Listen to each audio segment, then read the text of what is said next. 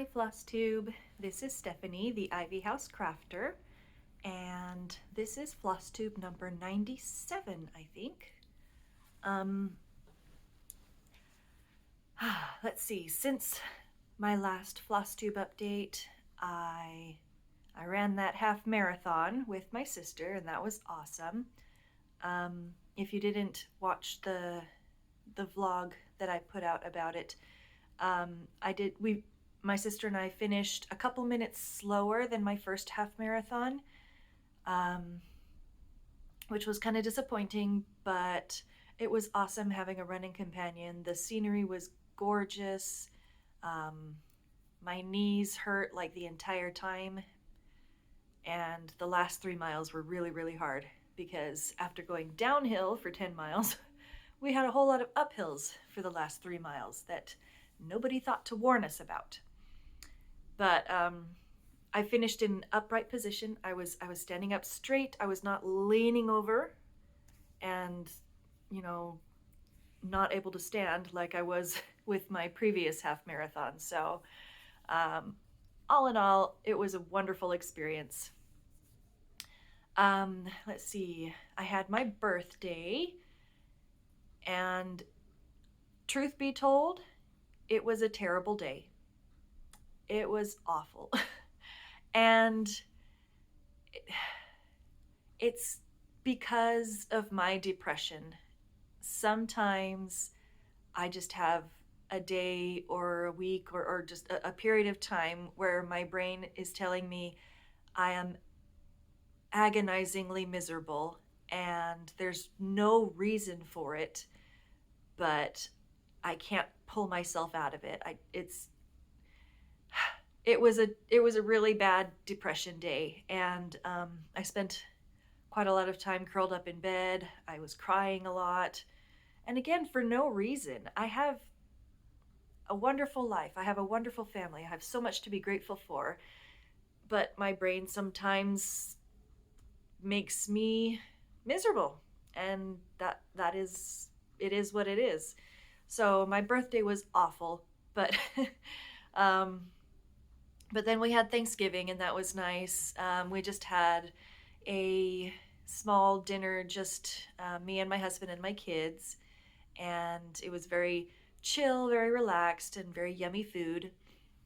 Um, my daughter Audrey had her birthday. She's now officially a teenager. So that makes 3 teenagers in the family. How the heck did that happen? I have no idea. But yeah, she's really, she's a fun addition to the family. And the youth in our church just did a talent show tonight, and she has a little musical instrument called a kalimba, and she played a song on the kalimba for the talent show, and I was very proud of her, and she did a great job. All right, I'm gonna go ahead and talk about my stitching because that's what this channel is all about. I got a finish, so I'm going to start with that. It is Songbird's Garden Series number 4, Promise of Spring by Cottage Garden Samplings. And I finished this flower and added the robin, and that was all that I had left to do. So let me show that.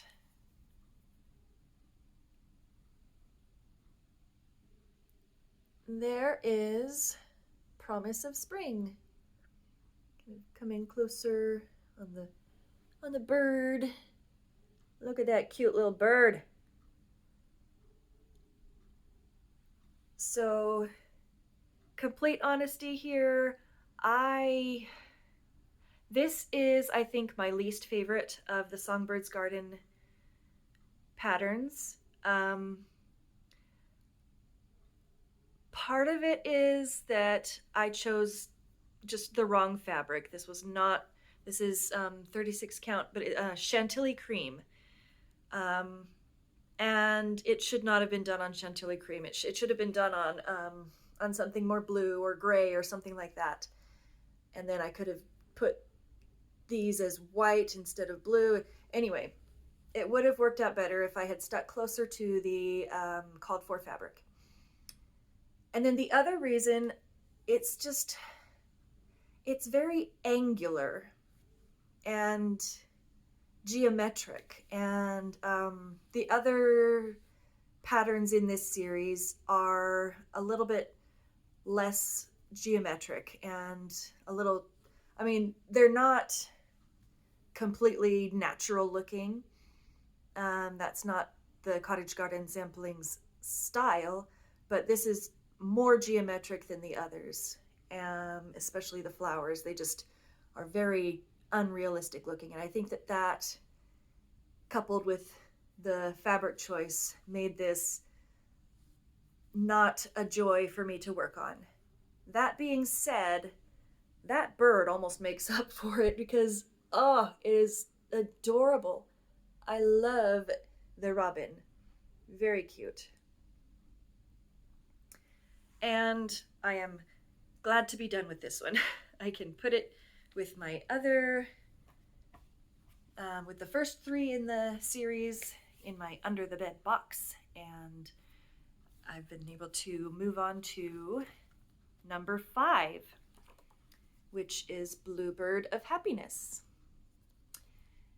This one is so pretty, and looking at it, the Chantilly cream would have been a great fabric for this one. Go figure. But this one's so cute. I'm very excited about this.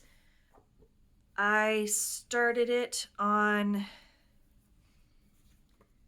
I don't exactly remember the color, but I think it's something like Winter Moon. And it's this creamy off-white color. And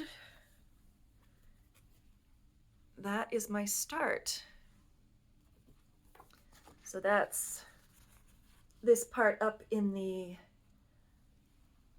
upper right corner. These little motifs up there. This is going to be very pretty. I'm using the called for DMC conversion, and I actually really like the way that this color especially is showing up on this fabric. This is going to be pretty. I'm really looking forward to being able to stitch this one. I was not sure where to start. I have 2 places where I generally choose between to start, and that is the upper left corner or the center. The center would have been pretty easy, but on these Songbirds Garden patterns, I tend to like to save the birds for last. They're the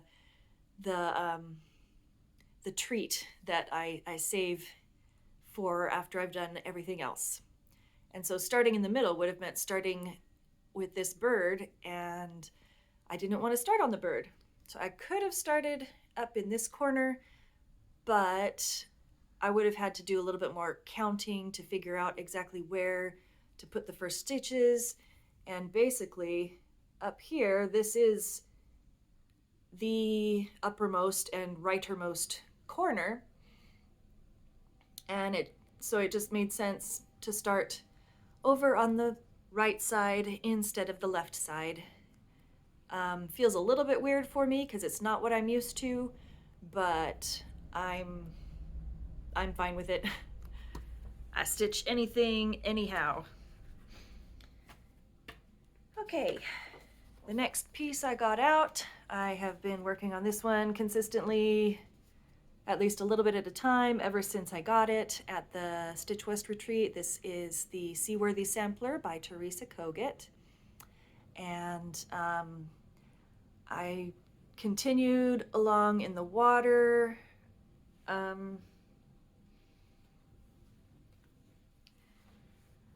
Here's where I'm at. I brought over the top edge of the water, so I had like to here. And so all of this I have added since the last video.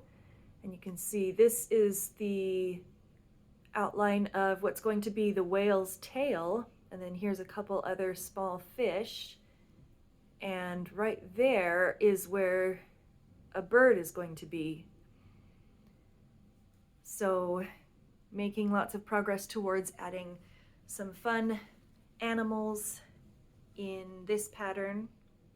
This is 28 count Chesapeake Bay under the sea fabrics, and I'm stitching it over 1, which is why it's so little and so cute. I don't know if it's focusing or not. I hope so. But anyway, just really like this pattern. Okay, so that's 3 so far. I got out one other thing that I worked on since my last video, and that is my Mary Alice Cannon sampler. This is a sampler from the Pioneer Memorial Museum here in Salt Lake, and I got this book from the gift shop and found that there is a sampler in here that was stitched by my 4th grade aunt, Mary Alice Cannon, and I got permission from the museum a while back to chart and stitch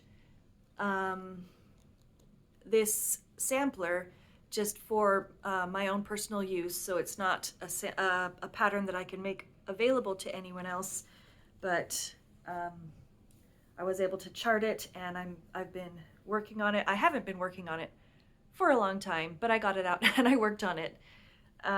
This is where it's at so far. And what I did was I added the over 1, and there's a little bit of over 2 words along the bottom. I had already the F and the R, and then the 2 S's and the other R, and then I added the over 1 letters and the rest. So it says, "Firm as a rock the soul shall rest that leans, O Lord, on thee." And I've kind of geeked out about this before on my videos, but I love that she ran out of space for this, and so she put "thee" up on top of "Lord on," and it cracks me up. I love that she did that. So it was fun to get to that point in the pattern in the sampler and to be able to stitch that. I think what I'm going to do next on here is finish up. It's all okay. So these are eyelet letters, and the row continues, and I just didn't continue with the letters. I got tired of making those eyelets, and so I moved on. But I think the next time I work on this, I will pick up and add the rest of those eyelet letters. And then there's a weird black blob that goes here. I have no idea what her intention was in putting it there, but I'm going to put it there. And then very faint so that you can almost not even see it, there's a 1, 2, 3 here. And so I'll put that in too. And then I can move on downwards. So that is my plan for the Mary Alice Cannon sampler. And those are the projects that I have worked on since my last video. I did want to show a couple other things. Some future stitches. Well, one is a current stitch, but anyway. The Fox and Rabbit mystery sampler for 2022. The final piece was dropped, and that is this entire portion out here. It is almost equal to like half.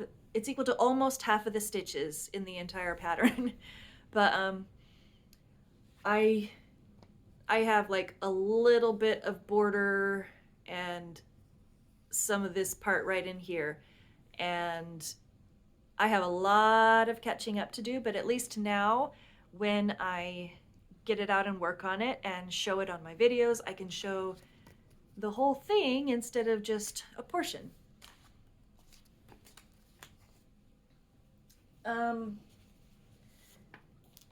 I also, while I was there on the website, kind of decided that I really like the 2020 mystery sampler, Friends and Family. And so I went ahead and downloaded and printed all of the parts for that one. This is this is the only picture that shows all of it, but it's only highlighted the December portion, but this gives the general idea. This is the one with the moth that's so iconic. And so at some point, I think I would like to stitch this one. Anyway, I printed it out just, you know, to have it on hand for when I do decide to start it. The other thing that I wanted to show is another pattern that I got.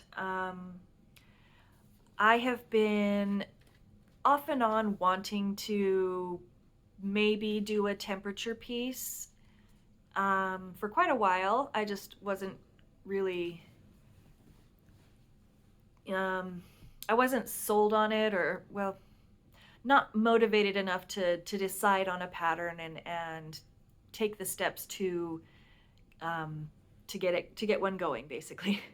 But then I was watching Stitchin' Mommy, and she showed her latest temperature chart that she's releasing for 2023.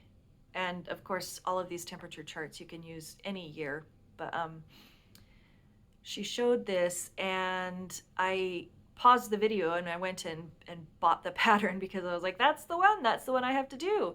And it's Temperature Quaker. And I love this.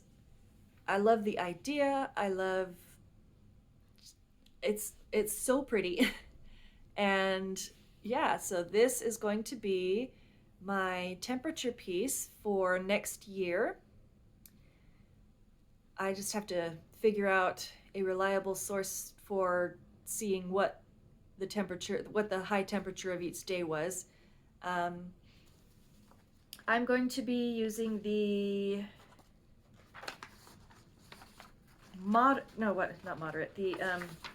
varied key. And it goes up to 100 degrees or above and down to 27 degrees or below, and that's in Fahrenheit.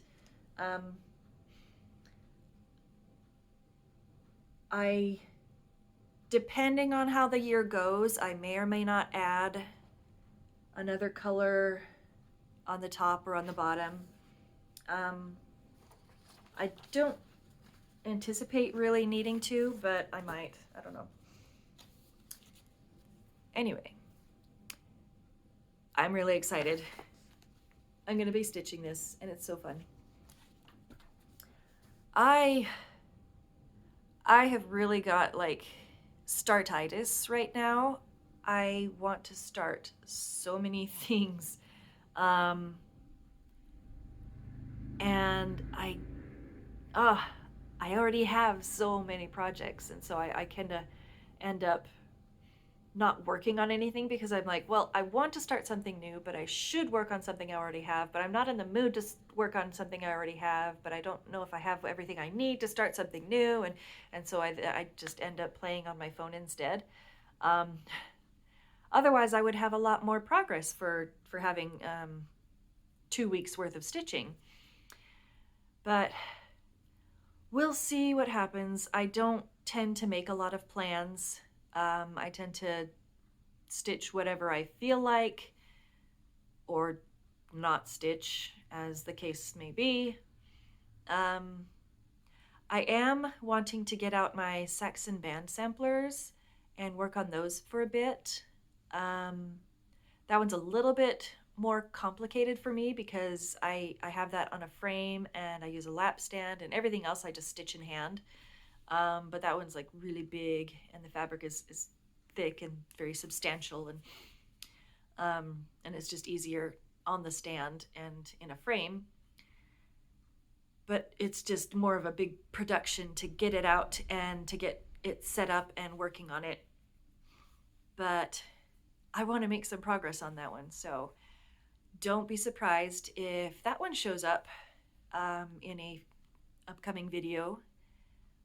And also don't be surprised if it doesn't show up, because like I said, it's a big production getting it all ready and set up and actually working on it. And I don't always have the time or the motivation, but hopefully I'll get that out and work on it. I really want to start new stuff. I have so many things that I have patterns for and just want to get started, and I'm trying to keep myself under control and working on the things that I already have. But like I said, I'm not doing that great of a job because I end up just playing on my phone instead. So, all right, I've gotten to the point where I'm just repeating myself. So I'm going to wrap it up there. Yay! My video is longer than it has been. I found stuff to talk about. So I'm pleased about that. And I will see you next time. Happy stitching, everybody. Bye.